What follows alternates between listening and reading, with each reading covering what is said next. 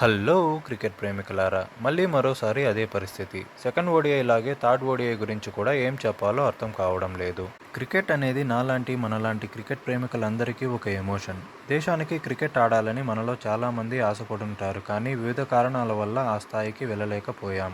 కానీ మనం ఆడలేని క్రికెట్ని టాలెంట్ ఉన్న కొందరు ఆడి దేశాన్ని గెలిపిస్తుంటే మనమందరం గెలిచినంత ఆనందపడిపోతూ ఉంటాం. కానీ నిన్న జరిగిన లాంటి మ్యాచ్ని మనం ఎవ్వరం కనీసం కలలో కూడా జరగాలని కోరుకోము.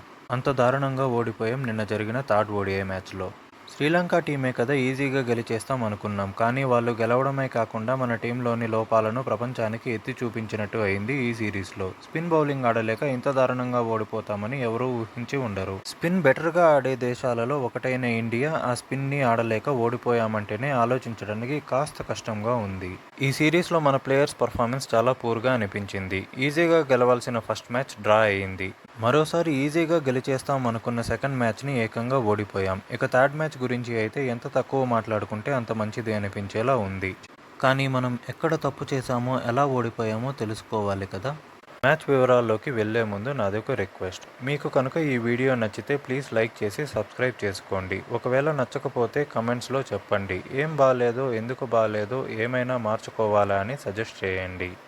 మీ సజెషన్స్ నాకు ఎంతో వాల్యుబుల్. సో దాన్ని బట్టి నేను మీకు నచ్చేలా, మీరు మెచ్చేలా వీడియోస్ చేయడానికి ట్రై చేస్తాను. మీరు నాకు సపోర్ట్ చేసి నా వీడియోస్కి లైక్ కొట్టి సబ్స్క్రైబ్ చేసుకొని నన్ను మరిన్ని వీడియోస్ చేయడానికి మోటివేట్ చేస్తారని ఆశిస్తున్నాను. మ్యాచ్ విషయానికి వస్తే మరోసారి మన కెప్టెన్ రోహిత్ శర్మ టాస్ గెలవలేకపోయాడు. కీలకమైన టాస్ గెలిచిన శ్రీలంక మరోసారి బ్యాటింగ్ ఎంచుకుంది. టీమ్స్లో చేంజెస్ చూసుకుంటే ఇండియా అనుకున్నట్టే మార్పులు చేసింది. కానీ ప్యూర్ బౌలర్ అయిన హర్షదీప్ సింగ్ ప్లేస్లో ఆల్రౌండర్ అయిన రియాన్ పరాగ్ని తీసుకొని డెబ్యూట్ చేయించారు. అలానే కేఎల్ రాహుల్ ప్లేస్లో ఆల్మోస్ట్ 2 years తర్వాత రిషబ్ పంట్ ఓడిఐ టీంలోకి తిరిగి వచ్చాడు.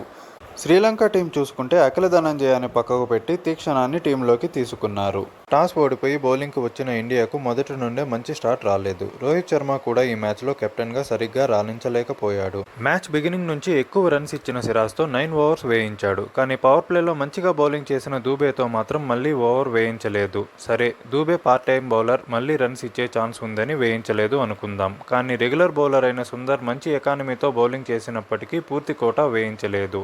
అలానే శ్రీలంక బ్యాటర్స్ చాలా ఫ్రీగా రన్స్ చేస్తుంటే మంచి ఫీల్డ్ ప్లేస్మెంట్స్తో రన్స్ కంట్రోల్ చేయలేకపోయాడు. అటాకింగ్ ఫీల్డింగ్ సెట్ చేసి బ్యాట్స్మెన్ పైన ప్రెజర్ పెట్టకుండా డిఫెన్సివ్ మోడ్లో కెప్టెన్సీ చేసినట్టు అనిపించింది. కానీ రెగ్యులర్ బౌలర్స్ని ఈజీగా ఆడటం గమనించిన కెప్టెన్ రోహిత్ బౌలింగ్ చేంజ్ చేసి రియాన్ పరాగ్తో వికెట్స్ తీయించాడు. But through out the match అలా చేయలేకపోయాడు. శ్రీలంక టాప్ ఆర్డర్ ఈ మ్యాచ్లో చాలా బాగా రాణించారు. ఎంతలా అంటే శ్రీలంక టోటల్లో 80% రన్స్ వాళ్లే చేశారు. మొదటిసారిగా ఈ సిరీస్లో శ్రీలంక లోయర్ ఆర్డర్ కాస్త తడబడింది.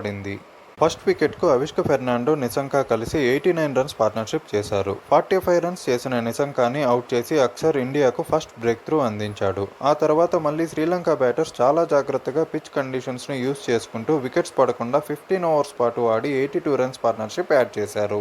సెంచరీకి చేరువగా వచ్చిన అవిష్క ఫెర్నాండోని 96 రన్స్ దగ్గర రియాన్ పరాగ్ ఎల్బీడబ్ల్యూగా అవుట్ చేయడంతో ఈ పార్ట్నర్షిప్కి బ్రేక్ పడింది. ఆ తర్వాత ఇండియా కాస్త కోలుకొని వెంటనే వికెట్స్ తీయగలిగింది. కానీ కాస్త లేట్గా మేలుకున్నారనే చెప్పాలి. అప్పటికే జరగాల్సిన నష్టం జరిగిపోయింది. ఒక ఎండ్లో వికెట్స్ పడుతున్నప్పటికీ మరో ఎండ్లో మెండిస్ నిదానంగా స్కోర్ బోర్డును ముందుకు తీసుకెళ్లగలిగాడు. డెత్ ఓవర్స్లో వేగంగా రన్స్ చేసే ప్రయత్నంలో 6కి ప్రయత్నించి బౌండరీ లైన్ వద్దే క్యాచ్ అవుట్ అయ్యాడు. కానీ ఈ డిస్మిసల్లో అంపైర్ రాంగ్ డెసిషన్ తీసుకున్నాడు. గిల్ బౌండరీ రోప్ని టచ్ చేసినప్పటికీ సరిగ్గా గమనించని థర్డ్ అంపైర్ అవుట్ అని డెసిషన్ ఇచ్చాడు. అలానే చివర్లో కమిండో మెండిస్ క్యామియోతో శ్రీలంక 248 రన్స్ చేయగలిగింది. చేజింగ్కి వచ్చిన ఇండియాకి హిట్మ్యాన్ మరోసారి అదిరిపోయే స్టార్ట్ ఇచ్చాడు. 4th ఓవర్లో తీక్షణ బౌలింగ్లో ఒక 6, 3 4s కొట్టి దద్దరిల్లే స్టార్ట్ ఇచ్చాడు. కానీ ఈసారి ఈ బాధుడు ఎక్కువసేపు కొనసాగలేదు. ఆ నెక్స్ట్ ఓవర్లో శుభ్మన్ గిల్ అవుట్ అవడంతో ఇండియా ఫస్ట్ వికెట్ని కోల్పోయింది.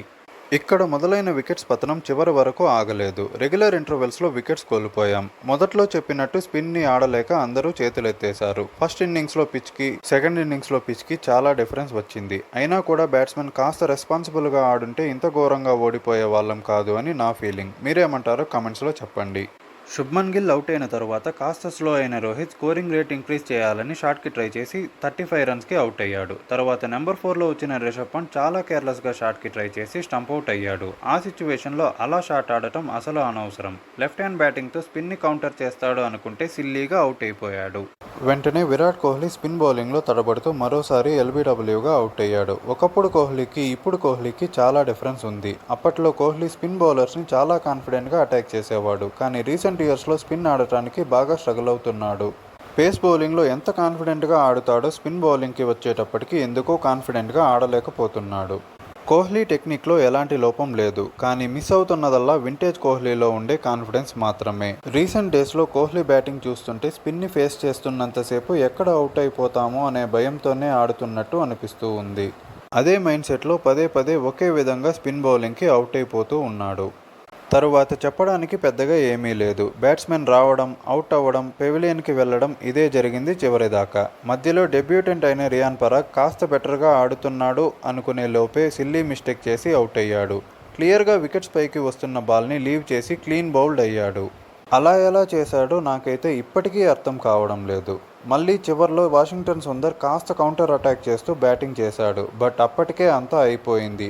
ఒక్కడే ఏమీ చేయలేని సిచ్యువేషన్. లాస్ట్ 2 వికెట్సే ఉండటంతో అటాకింగ్ ఇన్నింగ్స్ ఆడే ప్రయత్నంలో షాట్ ఆడి క్యాచ్ ఇచ్చి అవుట్ అయ్యాడు. నెక్స్ట్ బాల్కే కుల్దీప్ కూడా అవుట్ అవడంతో ఇండియా ఆల్అవుట్ అయ్యింది. ఈ సిరీస్లో దారుణమైన విషయం ఏంటంటే ఆడిన 3 ODIsలోనూ ఆల్అవుట్ అయ్యారు మన టీమిండియా. ఈ మ్యాచ్లో 96 రన్స్ చేసి శ్రీలంకకి పార్ స్కోర్ అందించిన అవిష్క ఫెర్నాండోకి player of the match award దక్కింది. ఈ సిరీస్లో బోత్ బ్యాట్ అండ్ బాల్తో అదరగొట్టిన దునిత్ వెల్లాలగేకు player of the series award దక్కింది. శ్రీలంక ఈ టూర్లో ODI సిరీస్ని 2-0తో గెలుచుకొని ఛాంపియన్స్గా నిలిచారు. ఈ సిరీస్ ఓటమితో 27 ఇయర్స్గా కాపాడుకుంటూ వస్తున్న రికార్డ్ చెదిరిపోయింది. దీంతో ఇండియాకి శ్రీలంక టూర్ ముగిసింది. గంభీర్ రోహిత్ ఎరా ఓటమితో మొదలైంది. వేచి చూడాలి మరి ముందు ఈ కాంబినేషన్ ఎలాంటి ఫలితాలు సాధిస్తారో. That's it for this video. Thank you for watching.